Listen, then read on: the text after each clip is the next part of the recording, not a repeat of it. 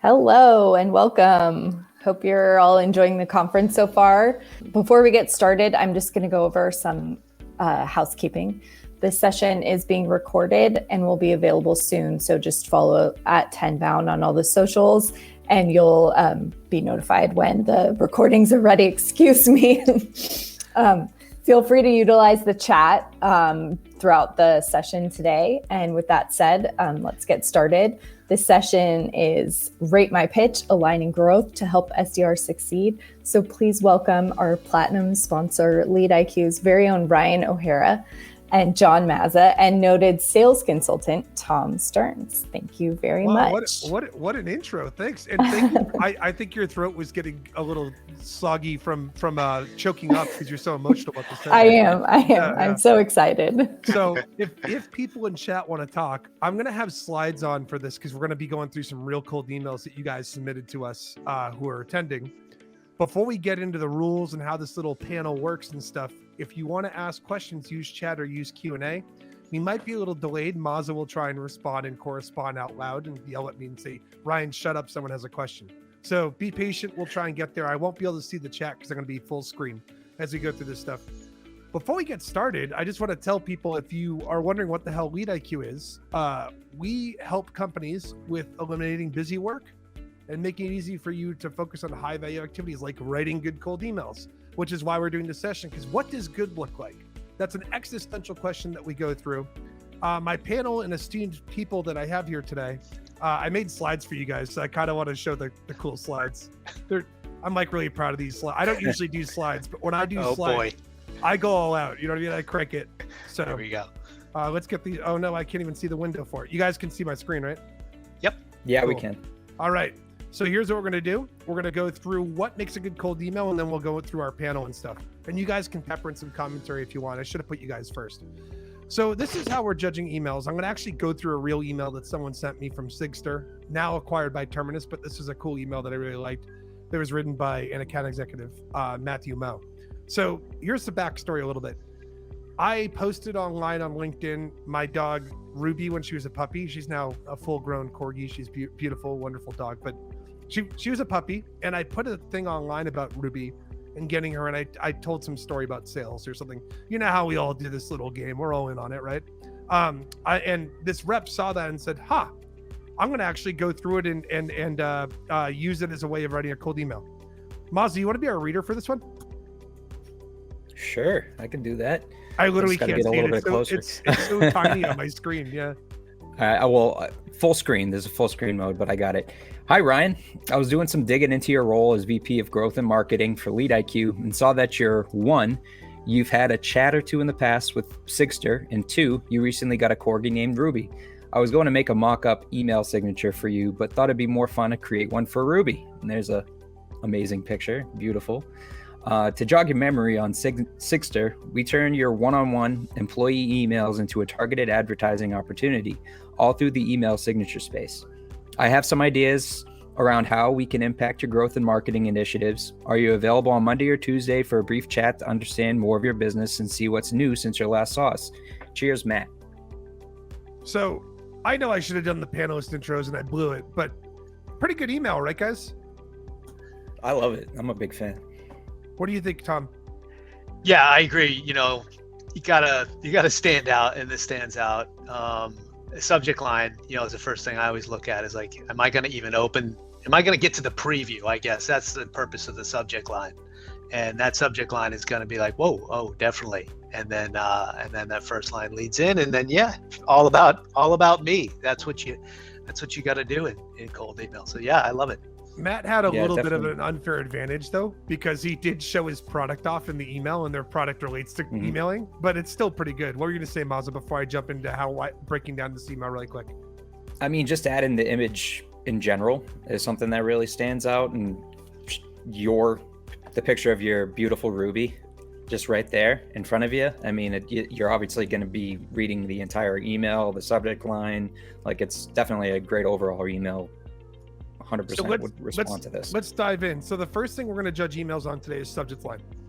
If you wrote a subject, I think a good rule of thumb for people, if you're scribbling down some notes here, you'll read all these blog posts like use these 10 amazing subject lines and stuff like that. Don't do that. If it's in a blog post, it's already done. I'll show you something that's worked for over a decade of me writing cold emails and Mazza writing cold emails and Tom teaching people about cold emails. Make a subject line that relates to the body of your email. If you're bringing up something that's personalized in the email, make the subject line that. Make it vague enough to draw curiosity for them to open it. And just make sure it relates to whatever you say in the email. If you said a treat for Ruby and you, Ruby's my dog, and then I opened it and there was nothing about Ruby, I'd be like, what the hell are you doing? You just tricked me into opening the email. So make sure it relates to the body of that stuff. Yep. And we'll go through some examples of other subject lines too with some of the submissions. Can I add to that, Ryan? Yeah. Sorry. Yeah. And don't repeat the subject line in the first line. I see a lot of that from SDR emails where it's a pretty decent subject line and then the first line of the email repeats it. So now you got a redundancy. You're wasting that opportunity to continue that thought. So don't repeat subject lines in the first line of the email. All right, and then we're going to judge on length and spacing. You want to make an email that's not too long. This one's on the longer side, so it might get knocked down a little bit for that, but it's okay if the content's relevant to me. And you want to make it easy to read. If you give me a big block of text, I'm probably going to delete the email and not look at it. Same with your prospects when they're looking at this stuff. This is the criteria that we kind of recommend. I'm switching to pink because I want you to know how serious I am. The first part is, how am I special to you? This is the first opener of your sentence. 5 years ago when I first joined LeadIQ, it used to be the second question that I'm going to show you in a second, but now it's how I'm special to you. Because most applications that you use, whether you're reading email on your phone, which is estimated now around 58% of emails are now read on your phone first before you read them on your client. You're going to see the preview and the badge, and it's going to have the first sentence of your email in there. And that's going to be as important as your subject line for someone opening the email. If you open up with something that's about the prospect and why you're picking them and why they're important to you or why they're special to you, you're way more likely to get that open. The next aspect is, why are you contacting me? So in this one, he mentions, we've had a chat with you in the past at Sigster. So the context is basically, hey, we've talked before, I kind of want to reheat this up. It's understood to me that they want to try and continue a conversation. Email signature and who are you? The who are you is your value prop. You want to keep that down to 1 or 2 sentences. And you want to have an email signature that gives you more things to click on and understand the context of your company so that you don't have to explain that in the email. Email signature is really underrated, actually. And I'll give you proof. In my profile and my emails that I send out to people, I made a little email signature with an explainer of what LeadIQ is in my own words, my own language. I put that on YouTube back in the day before there were video prospecting campaigns. Prospecting for a year, I had over 2,000 views on that video. Just people clicking on my signature. So it has an impact when you do that stuff. And the last part is, what do you want me to do with this email? By the way, this format works pretty well for cold calling too, if you want to follow that for a script. But what do you want me to do with this message? Why you contact me? You can do this for LinkedIn InMail and stuff too. And the last part, and this is the part that we don't ever think about, is, does this content make me like the rep? If someone's in a position at a company and they have buying power, they're probably an extraordinary person because they're in that position to make decisions. If they're an extraordinary person, guess what extraordinary people want to do? They want to hang out with other extraordinary people.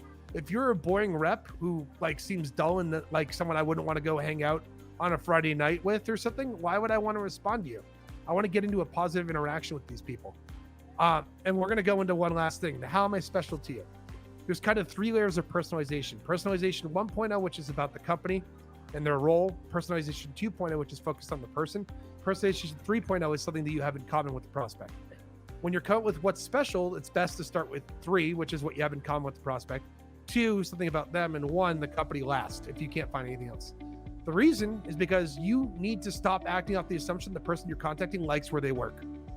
That's the biggest fallacy. Average person's changing jobs every 18 months. Before COVID, I bet that number is even higher today with the great resignation happening last month and 2 months ago. So we're going to jump into this. Tom Stearns a little bit. I just want to plug, Tom has Tom Stearns Consulting. He's amazing. Some of the emails you're going to see today are actually from some of Tom's clients, and you should have seen what they wrote before and what they're writing now. Tom, you're amazing at that stuff. He's president of AISP Providence chapter, works at fast growth sales teams. He works with 3Play Media, Lenovo is another client, a bunch of these different companies. He's an amazing skateboarder, accordion player, and honestly, he's just a pretty above average guy. So I don't want to say you're great. I don't want people to think I'm being too salesy about you, Tom. Above average. That's pretty nice of you to say. Hey, quickly, if I could answer Nika's question. These are cold emails. Yeah, she asked if these are pitches or emails, but yeah, we're going to be looking at exclusively email, Nika. Okay. And then John Mazza, longtime sales development rep and team lead at LeadIQ. On a first email, his average response rate was 18% here, which is crazy. I've scooped him and put him in marketing now. He worked at By Appointment Only after or before LeadIQ. He worked at Technology Business Review. He once caddied for Jerome Bennis. Pretty cool experience, right, John? Yeah. Bunch of different, tons of athletes mostly. Yeah. So I'm glad we got you back in sales though. So, and me, I made these slides, so I'm not giving you anything because I don't want you to think I'm a cocky jerk or anything. But go check out LeadIQ, please. Seriously, it's great. We help a lot of people with making their life easier for prospecting. Well, you can check out stuff. You can come to our booth afterward. We're going to keep going through some cold emails in our booth if we run out of time. I'll make a plug for you, Ryan, very quickly. If you're not following Ryan on LinkedIn, do. It's entertaining and packed with great nuggets on how to sell better. This was this is our first submission. The subject line is "Thought you might be interested," and it's from someone that works at Cisco. They're a food supplier. I assume that's the context of the email. Do you want to read this for us, Mazza? I'm having a little trouble seeing the text. Yeah, I got it. Okay. So the subject line, "Thought you might be interested." Hi, Joe. Congrats on continued success at Long Island Bagel Cafe. I recently tried your food for the first time in Scarsdale, and needless to say, I'm a big fan. As we both know, 2020 was a rough year for the restaurant industry. I am reaching out because I have some hot new ideas that I've shared with Bagel Boss and Goldberg's Bagels, which have helped them reduce their food costs and cut down on labor. These can help save you time, money, and rebuild your operation in 2020 and beyond.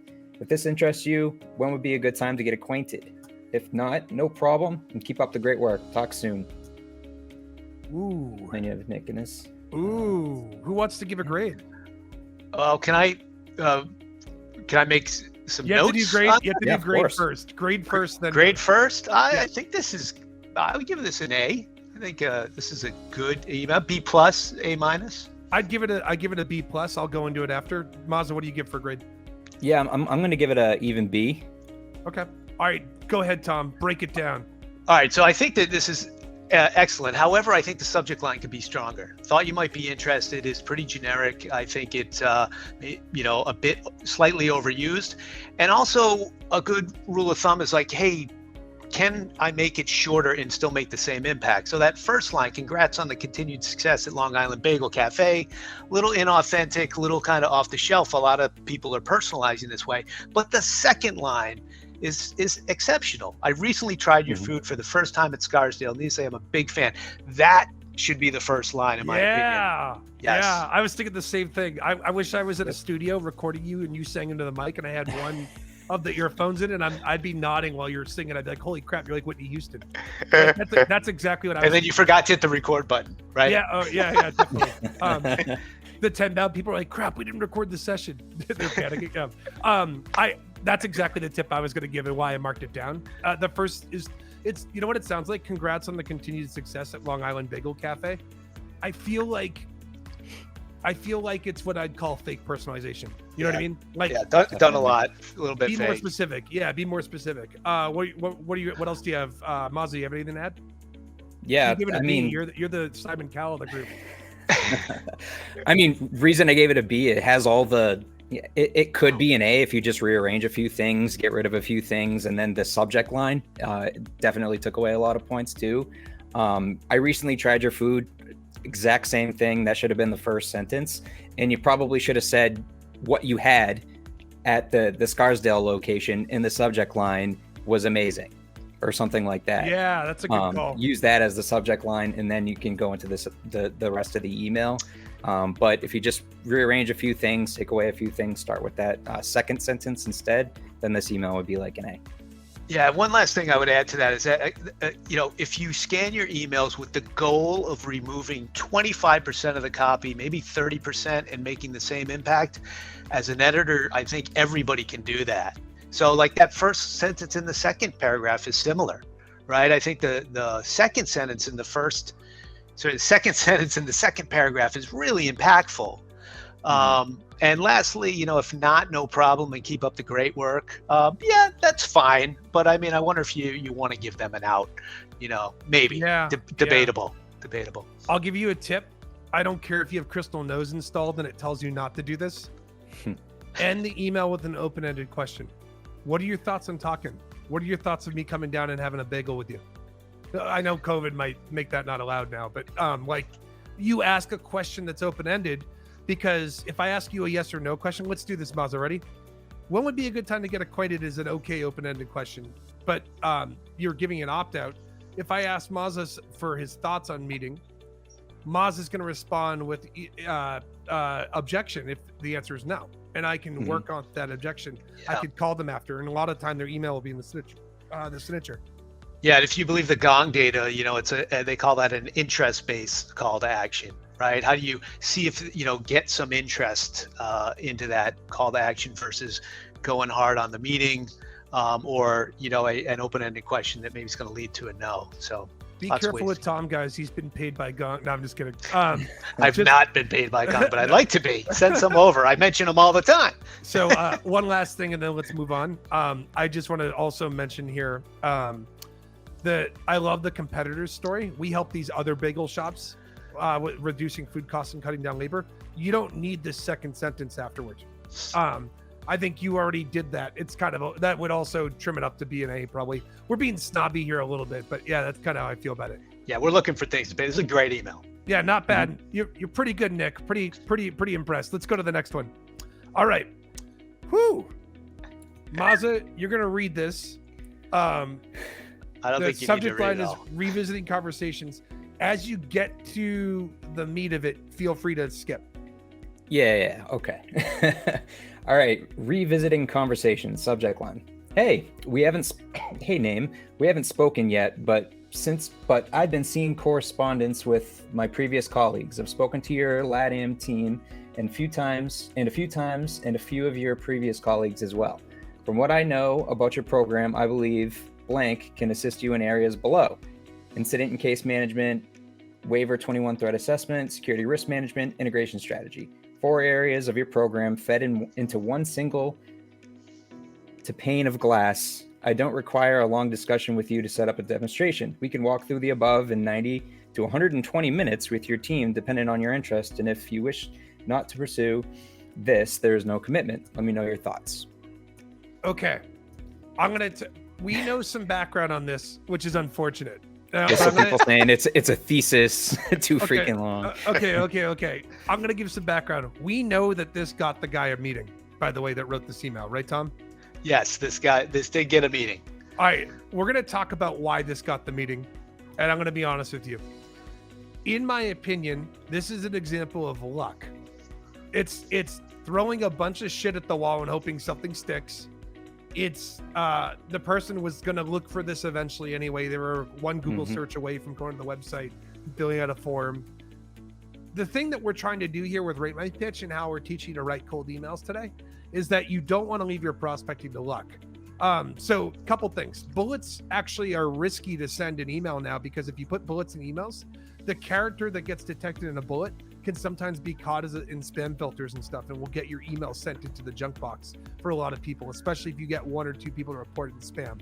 When they look at email deliverability at inbox providers, they look at what the content is of the email, they look at your IP address, they look at the email domain that you're sending from, and they look at the content of your email.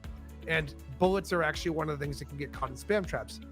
Now that we are in the age of sales engagement, where you're using something like an Outreach or a Sales Loft or whatever you use for those things, break the bullets up into separate emails, because you're going to be reaching out to this person probably 15 to 20 times, because there's data out there that says that's what it takes to get a response.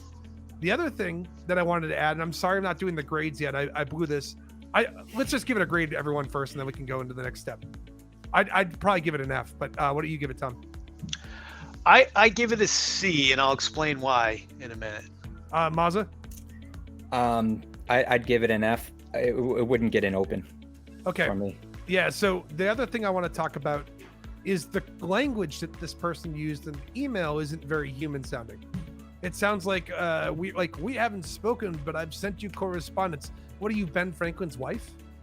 Like, that's like, I'm not trying to be mean. I'm saying, like, you want to be you. Be yourself in an email. You're a differentiator. There are hundreds of companies that probably do what this company does. And the way you're going to differentiate is being yourself and putting your personality into it. I want Tom to go now because everyone thinks I'm a jerk. I saw a lot of emojis coming up here. So I guess I've been trying to figure out what worked and how this did, because I also saw the reply to this, which kind of indicated what worked. I've spoken to your LATAM team a few times and a few of your previous colleagues as well. That's what I think is the money thing. And it's high enough in the email that this individual that received this, that jogged the memory. Like, I believe that's a good point. That's a good point. You win this round. That's fair. I believe he remembered, like, yeah, we talked to them and they had implemented, but they're like, I would be remiss if I didn't take a look at it. And I think that got him or her, I don't remember, to skim and look at some of these other things. It was just like, the time was right. We should review. I think it's like one of these deals that they lost and they've chosen another vendor. Maybe there's some buyer's remorse. I think, like you said, luck. I think there's a lot of timing, a fair amount of luck, and that this kind of like thesis worked in that context. But it's straight up cold email day in and day out. Yeah, I mean, this is going to go nowhere. But with the right context, this, was the silver bullet, I think. Yeah, so I want to add one thing here too that might be a possibility. Here's what I would do differently. So it's one thing to crap on it, but this is what I'd say to make it better. I probably would have said, hey, I spoke with your Latin team a few times in the past. Yep. These were some of the things that they brought up on the call. Yep. Note. Or are these things still a pain for you? It's been 8 months since we talked. Could we catch up maybe sometime next week and see if this is still a problem? That's a much better thing. And name drop who you met with. Be specific. Yeah, I agree. We got 5 minutes too, by the way, just to time check. Okay. And scrub the language, right? There's typos in here, and there's it's hard to consume this language. So I think you could say it easy to make it easier on the reader. All right, here's another one that we have from someone. Incident management. Hey Tom, getting in touch as it's clear you own the corporate security program at company name. We understand your organization is initiating digital transformation initiatives across the departments. We currently support companies such as Facebook and Starbucks with improving processing for submitting incidents, collecting data on trends, assessing risk, and implementing procedures to reduce incident frequency. Based on the current initiatives at company, we think a 15-minute conversation might be warranted. Please let me know when you have 15 minutes this week. Best regards. Let's do grades. Mazza, you go first with the grade because I think everyone thinks I'm a jerk now. I'm going to give it a D. All right, I'm going to give it a D. D plus. D plus. I'll give it a D. I don't think you could do D pluses. Tom, what do you got? I'm going to go C. I think this is fairly typical. So it's like an average. Maybe I'm a generous grader. Yeah. So I do want to drop some stat nuggets for people. Do you know the average reply rate on a cold email in 2020 was less than 1%? And the average connect rate on a cold call was less than 3%. We are living in an era where prospects are wanting to tune us out. The thing that probably gives us a D is incident management is a vague subject line. The length is very short, and that makes it kind of like, okay, I can get through this email really quickly. In fact, I feel like you could almost tweet this out. It's so short, which is great.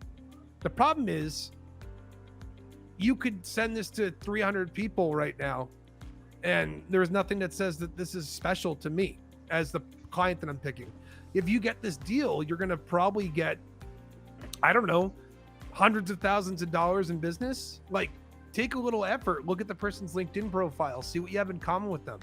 Find out where they lived, all that stuff. What do you guys got? Yeah. So we currently support companies such as Facebook and Starbucks.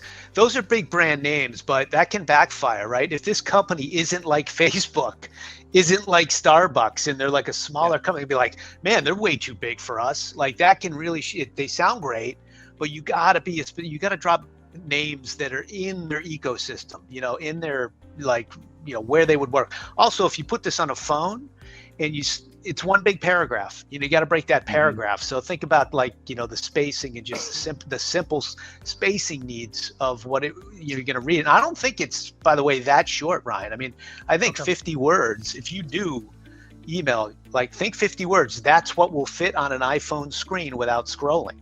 you got to get like super tight most of the time, right? That's just a guideline, not a rule. I want to try and it's you, sneak one Jay. more in, Mazza. What do you got? No, I just like that it's short, and that's about it. That first sentence kind of seems a little bit like, are you 100% sure? Are you totally sure that this is the right person that owns the corporate security program? And then the weird ask, please let me know when you have 15 minutes. For whatever reason, whenever I see that just like, it turns me off. It really irks me. Like, I don't want to, like, okay, maybe. So maybe I'll let you know. I'll rewrite this. But besides that, I like that it's short. Yeah. I'll rewrite this really quick. I would write, hey, Tom, I was poking around your LinkedIn and saw that you were posting jobs out there about security admins at the company. I assume that you're the person that owns that, right? By the way, let me know if you want me to share some of the jobs. I have a lot of people in my network that do this. We recently helped Facebook with doing a security overhaul at their company because they were getting audited by XYZ for X client. Would like to talk about this a little bit more and see if maybe it's something we could do to help you guys. What are your thoughts on talking? That's it. Yep. Short, easy, to the point. If you're going to bring up the client, tell a story. People like stories. That's why I have this fire behind me, because you'd be like, oh, let me tell you an old tale. I don't know why I turned into a weird pirate man, but Last point is sign it too. You know, your signature is not your signature. It makes it look like a template, makes it look automated. So best regards, Cam, right? Put your name there. And you can do that if you're using outreach, sales off, whatever, automatically, but it looks more like you put the effort in and you just didn't like the automated signature slapped on there. I think we're out of time, Ryan. I think we can. I think we're till 12:15, aren't we? No, 12:10, I believe. Oh, we blew it. Are we jerks? Yeah, we're jerks. All right. So if you want us Everyone to do knew that. If you guys want us to do more of these, you can actually swing by the LeadIQ booth. We're going to be going through a couple more that we got submissions from. We will be doing this. We do this frequently. So come to LeadIQ's site and sign up for something, and you'll get on our list whenever we do these. I'm going to kick it back to Hannah now, right? Yeah, sure. Thank you. And no one thinks you guys are jerks. Thank you for that session. It was super interesting. And thank you for your time. And everybody, there's another session starting in a couple minutes. So we'll let you all go and enjoy the rest of the day. Thank you. Thanks, everyone. Bye. See everybody. Come to our booth with your emails. Your booth. Yeah. Our booth. Come to our booth with your emails. Thank you. Very good. Okay. Bye, guys.